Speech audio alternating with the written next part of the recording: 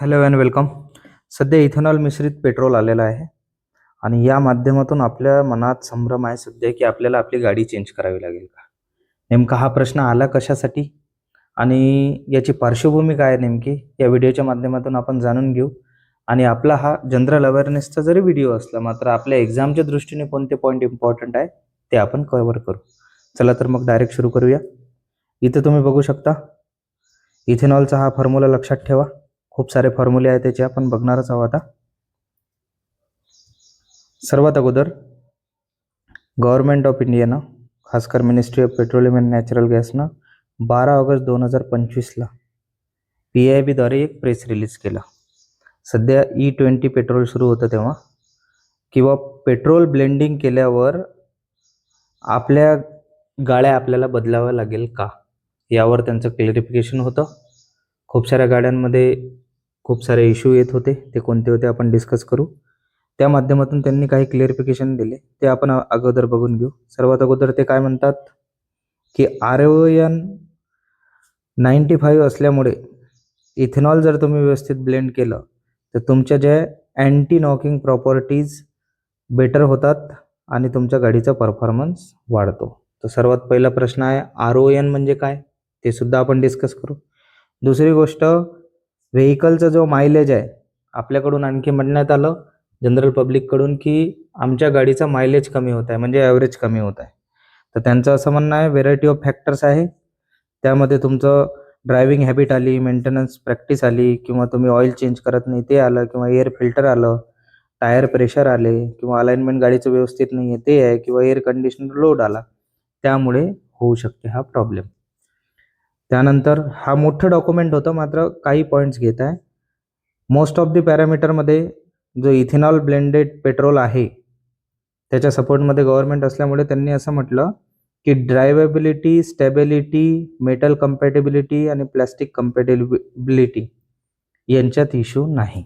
आता हे झालं गव्हर्नमेंटचं क्लिअरिफिकेशन. इश्यू आल्यावर आता ॲट प्रेझेंट गव्हर्नमेंटनं E85 लॉन्च केला आहे आणि रिसेंटली तुम्ही न्यूज फॉलो करत असाल तर 2-3 दिवसा अगोदर माननीय श्री नितीनजी गडकरी यांचं एक स्टेटमेंट आलं की आम्ही E100 इथेनॉल ब्लेंडेड 100% पेट्रोलकडे जाण्याचा संकल्प करत आहोत. तर आता आपण बघूया नेमकं काय. E85 India's first mass flex fuel passenger car Maruti सुझुकीने इंडियामध्ये लॉन्च केली वॅगनारकडे. ठीक आहे. त्यानंतर न्यू दिल्लीला हे सध्या बनवण्यात आलं इथेनॉल E100 जो आहे त्याचं एक काय म्हणू शकतो आपण एक्सपेरिमेंटल लेवलवर त्यांनी एक उभारलं केंद्र, त्या हिशोबानं सुरू आहे. तर मेन मुद्दा हा नाही. आता सुरू होते की नेमकं इथेनॉलपासून पेट्रोल आपण कसं बनवणार आहे, किंवा त्याचा ॲज अ फ्युल म्हणून बायोफ्युएलमधून कसा यूज होतो, किंवा बायोफ्युएल म्हणून कशाचा आपण यूज करतो. ओके. आता इथेनॉलचं प्रोडक्शन यामध्ये तुम्ही बघू शकता मेनली शुगर केन घेतला आहे. शुगर केन क्रश करतात, त्यानंतर शुगर मॅन्युफॅक्चरिंगमध्ये शुगर काढल्यावर म्हणजे साखरेचं उत्पन्न साईडला घेतल्यावर जे मोलॅसिस त्याचा जो चौथा उरतो, तुमच्या लँग्वेजमध्ये वेगळं काही म्हणत असेल मात्र मोलॅसिस लक्षात ठेवा, त्याचं डिस्टिलेशन होऊन इथेनॉल बनते. तर यामध्ये एक ॲव्हरेज आहे की इथेनॉलच्या प्रोडक्शनमध्ये जर तुम्ही 1 टन यूज करत असाल शुगर केन तर तुम्हाला 10.8 लिटर इथेनॉल पेट्रोल मिळेल. आता दुसरा प्रश्न आणखी इम्पॉर्टंट की यावर एवढा गदारोळ का बरं आहे. शुगर केन किंवा खाद्यपदार्थावर बनवल्यामुळे आपल्याला प्रॉब्लेम का बरं येत आहे. आता हे सर्व एकदम डिटेलमध्ये डिस्कस करण्याचं कारण एकच आहे की तुम्ही राज्यसेवा डिस्क्रिप्टिव्ह लिहित असताना मेन्समध्ये हा इम्पॉर्टंट टॉपिक येतो, त्यानंतर प्रिलिममध्ये सुद्धा आता एनर्जी ट्रान्झिशन होत असल्यामुळे ह्या टॉपिकवर खूप सारे प्रश्न येऊ शकतात आणि वेगवेगळ्या अँगलने येऊ शकतात. व्हिडिओ थोडा लांब होईल, सर्व अँगल आपण कव्हर केले. आता केमिकल प्रॉपर्टीज जर इथेनॉलच्या तुम्ही बघितल्या, तुम्ही बघू शकता यालाच ethyl alcohol, grain alcohol, drinking alcohol किंवा अल्कोहोल असं म्हणतात. हा इथिल ग्रुपमध्ये येतो. इम्पॉर्टंट पॉईंट आहे, इथिल ग्रुपमध्ये येतो. त्यानंतर यांचे फॉर्म्युले मी आधी सांगितले होते की खूप सारे ते व्हेरिएशनमध्ये यूज करतात. हा एक फॉर्म्युला आहे CH3CH2OH C2H5 आणि हे तुम्ही बघू शकता, किंवा त्याला ETOH सुद्धा म्हणतात. आता ETOH काय आहे, शिडोनेम आहे इथिलिनचं, टोपण नाव म्हणू शकतो आपण. आणि जो इथेनॉल आहे, प्रश्न जर आला की इथेनॉलला वास असतो तर कलरलेस लिक्विड आहे हे, वाईन लाईक किंवा पंजंट. पंजंट म्हणजे सडक्या अंड्याचा त्याला वास असतो आणि कलरलेस लिक्विड आहे. यामध्ये कोणकोणते कंपोनंट असतात? कार्बन, हायड्रोजन आणि ऑक्सिजन.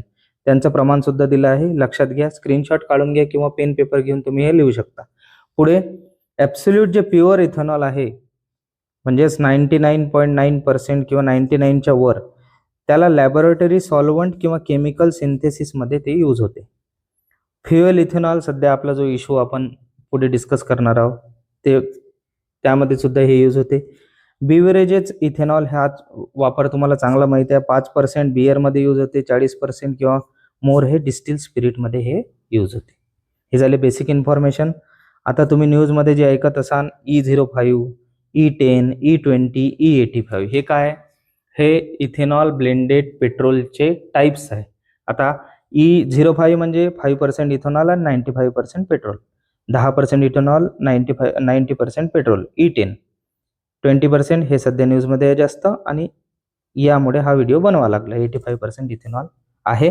आणि प्युअर जर पेट्रोलचं कंपोजिशन बघितलं तुम्ही, तर हायड्रोजन आणि कार्बन पेट्रोल असते, मात्र इथं ऑक्सिजन ॲड होतो, हायड्रोजन आणि कार्बन हे आहे इथेनॉलचं. आता मूळ मुद्द्यावर येऊ की इथेनॉल म्हणजे नेमकं काय, जर प्रश्न असेल मनात तर. सर्वात अगोदर हे एक जैविक इंधन आहे. जैविक इंधन असल्यामुळे त्याला बायोफ्युल म्हणू शकतो. जैविक इंधनाला विशेषतः पदार्थांमधील बायोमास, शर्करा किंवा स्टार्च यांचे किण्वन कुजवून तयार केलेलं इथेनॉल असते. हा झाला आता तुमचं इथेनॉल म्हणजे काय. आता प्रॉब्लेम असा आहे की जेव्हा शुगर केनचा किंवा खाद्यपदार्थाचा आपण यूज करतो, आपण सध्या पहिल्या पिढीतून बायोफ्युएल बनवत आहोत. हा मेन प्रॉब्लेम आहे. आता याचा मेन प्रॉब्लेम बायोफ्युएल, ठीक आहे, पहिल्या पिढीतून बनवता येतं. आपल्याला काय प्रॉब्लेम?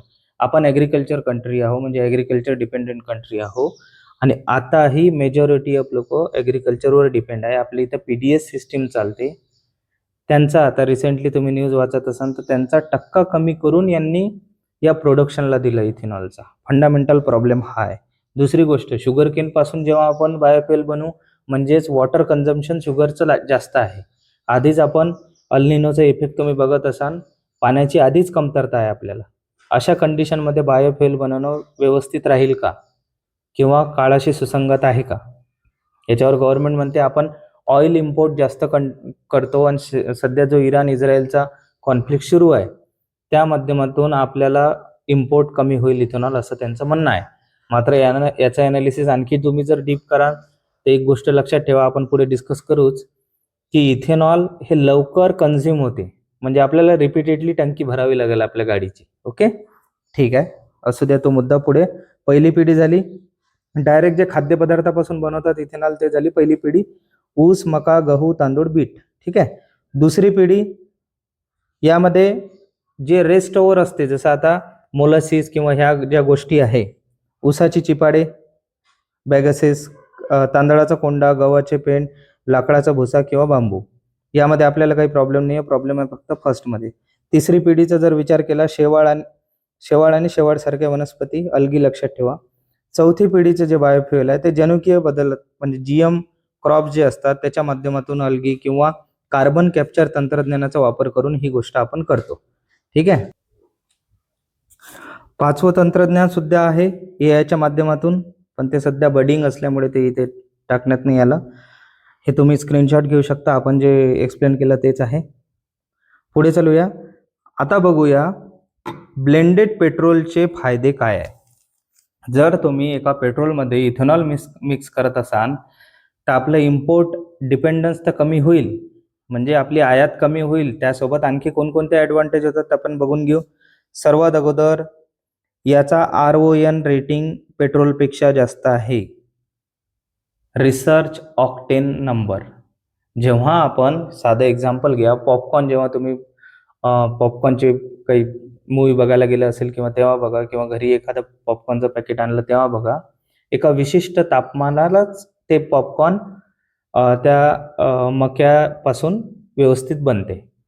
आता पॉपकॉर्नच्या जागेवर तुमच्या गाडीचं पेट्रोल तुम्ही घ्या, आणि तुम्ही गाडी सुरू करत असताना त्या स्पार्कच्या अगोदरच काही स्पार्क झालं तर, किंवा गाडी सुरू असताना गाडीतून आवाज येत असेल तर याला म्हणतात नॉकिंग, आणि हे डिपेंड असते RON वर. ओके, आता तुम्हाला लक्षात आलं, म्हणजेच पेट्रोलपेक्षा याचा RON रेटिंग जास्त आहे, पहिला पॉइंट. दुसरं, कारण ॲडेड RON असल्यामुळे हायर हे तोच पॉइंट आहे, नॉक रेजिस्टन्स आहे पेट्रोलपेक्षा. तिसरं, रिड्यूस चार्ज टेम्परेचर रिड्यूस करायला हे मदत करते. दुसरी गोष्ट, जे नॅचरल इमिशन होते पेट्रोलमुळे कार्बन मोनॉक्साईडचं आणि हायड्रोकार्बन्सचं, ते कमी करते. त्यानंतर सूट फॉर्मेशन पुन्हा कमी करते. पुन्हा इंडियाची डिपेंडन्सी आहे इम्पोर्ट क्रूड ऑइलवर, ते कमी करते. त्यानंतर ethanol reduce cost of fuel, म्हणजेच आता न्यूज आली असेल की 85 किंवा जास्त पेट्रोल असेल तर 20 रुपयानं आम्ही कमी देऊ. हे झाले याचे फायदे. आता एवढं फायदा असल्यावरही आपल्याला प्रॉब्लेम कुठं आहे, हा मूळ प्रश्न येतो. हे हायर ऑक्टेन नंबर मी तुम्हाला स्क्रीनशॉट तुम्ही काढू शकता, यामध्ये बघू शकता. हे नेमका प्रॉब्लेम कुठं आहे, आपले जे वाहनं आहे, आपण एक डेव्हलपिंग कंट्री आहे, गरीब आहे आपली कंट्री. विशेष म्हणजे आपले जे वाहनं आहे ते अद्ययावत नाही. जर तुमच्याजवळ बाईक असेल, ॲडव्हान्स जर बाईक असेल, बुलेट वगैरे बघू शकता तुम्ही, पेट्रोल टँकवर त्याचं लीड उघडा आणि त्यावर लिहिलं असते E20, म्हणजे कशासाठी कम्पॅटेबल आहे आमचं इंजन, E20 साठी. असं सर्व वाहनात कधी तुम्ही E85, E100 असं बघितलं का? नाही. बेसिक फॅक्ट आहे एकदम. नॅचरली जर बघितलं, इंजिनची कॅपॅसिटी डिपेंड असते फ्युएलवर, की तुम्ही कोणतं फ्युएल बनवणार आहे त्या हिशोबानं ते इंजिन बनवलं जाते आणि वर्क केलं जाते. आणि आपण जो आदर्श घेतला आहे तो USA किंवा ब्राझील एक बेस्ट एक्झाम्पल आहे, त्यांचा घेतला. मात्र ब्राझीलमध्ये हे इथेनॉल ब्लेंडिंग 1970च्या काळात सुरू झाली, आणि आता कुठंतरी ते ऑप्शन सुद्धा प्रोव्हाइड करत आहे. आता त्यांनी ती मर्यादा हळूहळू वाढवली. मात्र आपण आधी E5 पासून E10 पासून E20 आणि लगेच आपण E100 वर जाण्याचा प्रयत्न करत आहोत. त्यासाठी आपलं इन्फ्रास्ट्रक्चर व्यवस्थित आहे का, हा पहिला मूलभूत प्रश्न आहे. ठीक आहे, हे हाय ऑक्टेन नंबर तुम्ही वाचून घेऊ शकता. त्यानंतर तुम्ही जर पेट्रोल पंपवर गेले असाल, त्या बोर्डवर बघा XP95 लिहिलं असेल, त्यानंतर पॉवर 99 किंवा स्पीड 97. हे काय आहे, हे RON नंबर दर्शवतो. आता तुम्ही विचार करा, जर सर RON नंबर जर कोणत्या पेट्रोलचं जर चांगला असेल, म्हणजे आम्ही ते पेट्रोल टाकून देतो आमच्या स्प्लेंडरमध्ये. एक स्प्लेंडर आहे, नॅचरली RON 91च्या आसपास जर असलं तर तुमचं व्यवस्थित राहते. मात्र सर आम्ही 100चा RON टाकून घेऊ, म्हणजे या बाईकचा ॲव्हरेजही वाढेल आणि मायलेजही वाढेल, म्हणजे सर्व गोष्टी व्यवस्थित होतील. मात्र तसं होत नाही. RON 100 हे रेसिंग बाईक्स जे असतात, जे हाय ॲडव्हान्स बाईक्स असतात, त्यांच्यासाठी कम्पॅटेबल आहे, आपल्यासाठी नाही. ओके, पुढे चलूया. शहरातील ड्रायव्हिंगसाठी हे फायदेशीर आहे. पुन्हा आपण फायद्याकडे आलो यांच्या. ठीक आहे, तुम्ही हे स्क्रीनशॉट घेऊन घ्या, मी ऑलरेडी एक्सप्लेन केलं आहे. यामध्ये आणखी एक पॉईंट एक्स्ट्रा ॲड करायचा असेल तर आपण करू शकतो. जे शहरांमध्ये ट्रॅफिक किंवा वारंवार आपण गाडी थांबवतो ना, त्यामध्ये जे आपलं फ्युएल जास्त जळते पेट्रोलचं, त्या तुलनेत इथेनॉल बेटर आपल्याला ॲक्सेलरेशन देते, असं यांचं म्हणणं आहे. ठीक आहे, हे पॉईंट्स मी अंदाजी सांगत नाही आहे, ऑफिशियली डॉक्युमेंटेड आहे. विशेष करून तुम्ही जेव्हा एसे वगैरे आता तुम्ही लिहान, मेन्स लिहान, एन्व्हायरमेंट सेक्शनमध्ये हे कोट करू शकता, त्यामुळे तुम्ही हे लिहून घेऊ शकता किंवा व्हिडिओ पाहू शकता. इंजिनची कार्यक्षमता वाढते, व्हॉल्युमेट्रिक इफिशियन्सी वाढते. ठीक आहे, आता मेन गोष्टीकडे येऊ, की आपल्याला गाडी बदलावी लागेल का. त्या अगोदरचं आणखी थोडं एक्सप्लेनेशन ऐकून घ्या, की इथेनॉल ब्लेंडेड पेट्रोलचा प्रॉब्लेम काय आहे. मेन प्रॉब्लेम आहे ऊर्जा घनता कमी असते याची, म्हणजेच ऊर्जा घनता कमी झालं मायलेज कमी होणार. दुसरी गोष्ट, जुन्या इंधन प्रणालींचे शरणकारक असते. त्यामध्ये मी तुम्हाला जर तुम्ही व्यवस्थित बघत असाल तर इनिशियली सांगितलं होतं की ऑक्सिजनची मात्रा आहे, म्हणजेच हे हायग्रोस्कोपिक असतात. हायग्रोस्कोपिक म्हणजे पाणी साठवून ठेवतात, शोषून घेतात, त्यामुळे आपल्या टाकीच्या बुडाशी राहून हे जंग लागू शकते त्याला. त्यानंतर आर्द्रता शोषक, आताच सांगितलं, ते हवेतील ओलावा शोषून घेतात, ज्यामुळे इंधन वेगळे होऊ शकते आणि इंजिनाला गंज लागू शकतो. पुढे चलूया. प्रमुख तोटे आणि यांत्रिक आव्हाने कोणकोणती आहे? सर्वात अगोदर लो फ्युएल इकॉनॉमी, दुसरं मटेरियल कोरोजन अँड डिग्रेडेशन, सामग्रीचे शरण, moisture absorption and phase separation, hard starting and rough idling, त्यानंतर इश्यू इन स्टोर्ड इक्विपमेंट. हे सर्व पॉईंट तुम्ही GS मध्ये लिहू शकता as it is. Okay, screenshot काढून घ्या काढायचं असेल तर. पुढे disadvantages of blending petrol with ethanol. जर तुम्ही ब्लेंड केलं पेट्रोलला इथेनॉलशी तर आणखी काय प्रॉब्लेम येते? सर्वात पहिले इथेनॉल लो डेन्सिटीचा आहे कम्पेअर टू पेट्रोल, म्हणजेच you need to burn nearly 33% more fuel to achieve same result. जो तुम्हाला आता पॉईंट सांगितला होता, आपल्याला वारंवार आपलं टाकी फुल करावी लागेल त्या गाडीची. दुसरी गोष्ट, त्यामुळे तुमचं फ्युएल इकॉनॉमी कमी होते 3 ते 4%. जेव्हा E10 पेट्रोल तुम्ही टाकता, म्हणजे ब्लेंडिंग 10% झालं तर 3 to 4 लॉस आहे. जो 6 ते 8 पर्यंत जाते E20चा ब्लेंड झाला. आता प्रश्न होतो पुढच्या ब्लेंडमध्ये काय होईल. त्यानंतर ओल्डर कार जे असतात, खासकर 2005च्या अगोदरचे, त्यामध्ये जे मटेरियल यूज होते, खासकर रबर हॉसेस, सील्स किंवा ह्या ज्या सारखे ड्युरेबल मटेरियल जे आहे ते मॉडर्न डे मॅन्युफॅक्चरिंगसाठी म्हणजे रिप्लेस तुम्हाला करावं लागेल जर जुनं वाहन असेल तर, पहिली गोष्ट, किंवा त्याचे पार्ट्स सुद्धा तुम्हाला रिप्लेस करावं लागेल. हायग्रोस्कोपिक नेचर जे मी सांगितलं तुम्हाला, तुम्ही स्क्रीनशॉट आणखी घेऊ शकता, ऑलरेडी एक्सप्लेन केलं आहे. थंड हवामानातील परिणाम, ही गोष्ट आहे नवीन. गाडी सुरू होण्याची अडचण, सर्वात पहिला प्रॉब्लेम. जर E50 पेक्षा जास्त इथेनॉल जर असेल तर अतिशय थंड हवामानात इंजिन सुरू होण्यास समस्या येऊ शकतात. दुसरी गोष्ट, आपल्या भारताची जर जिओग्राफी बघितली तर ही शंका किंवा ही समस्या आहे ना नगण्य आहे. याचं रिझन काय आहे? याचे 2 मुख्य कारण आहे. पहिली गोष्ट, भारतात सध्या एवढ्या मोठ्या प्रमाणात इथेनॉल मिश्रित पेट्रोल वापरले जात नाही. दुसरी गोष्ट, कडाक्याची थंडी आपल्याला 2च क्षेत्रात आढळते. सर्वात पहिले उत्तर, नॉर्थ अँड नॉर्थ ईस्ट भाग, म्हणजे आपला जम्मू काश्मीरचा भाग आणि नॉर्थ ईस्टचा भाग. ठीक आहे. यानंतर आता हे सर्व होत असताना गव्हर्नमेंटला हे फोर्सफुली का करायला लागलं? ठीक आहे, ऑइल इम्पोर्ट तर ठीक आहे, मात्र गव्हर्नमेंटचं टार्गेट आहे. याबद्दल तुम्ही ऐकत असाल, नॅशनली डिटरमाइंड कॉन्ट्रीब्युशन, NDCs. आपल्याला नेट झिरो करायचं आहे, 2070 आपलं टार्गेट आहे. त्याचप्रमाणे म्हणजे भारताने राष्ट्रीय स्तरावर निर्धारित योगदान केलं आहे, त्या अंतर्गत आपल्याला निव्वळ 0 कार्बन उत्सर्जन साध्य करायचं आहे, नेट झिरो. मग याचा आणि याचा काय संबंध? गाड्यांमधून आपण आधीच डिस्कस केलं होतं, हायड्रोकार्बन्स, CO रिलीज होते, त्यामुळे तो प्रॉब्लेम आहे. दुसरी गोष्ट, ग्रीन हाऊस गॅस इमिशन जे आहे ते आपल्याला शुगर केन आणि मेज बेस इथेनॉल हे लेस करते 65% to 50%. हा दुसरा. त्यानंतर आणखी हे ऑफिशियली डाटाच आहे, यामध्ये त्यांनी असं आणखी एक म्हटलं आहे की आपले जे अन्नदाता आहेत सध्या शेतकरी, ते आता ऊर्जादाता सुद्धा होतील. ठीक आहे. आपण कुठं क्रिटिसाइज नाही करत आहोत, ॲज अ इन्फॉर्मेटिव्ह हा व्हिडिओ आहे आणि विशेष करून आपल्या एक्झामच्या दृष्टीनं व्हिडिओ आहे. ठीक आहे. The government says this save 1.06 trillion rupees.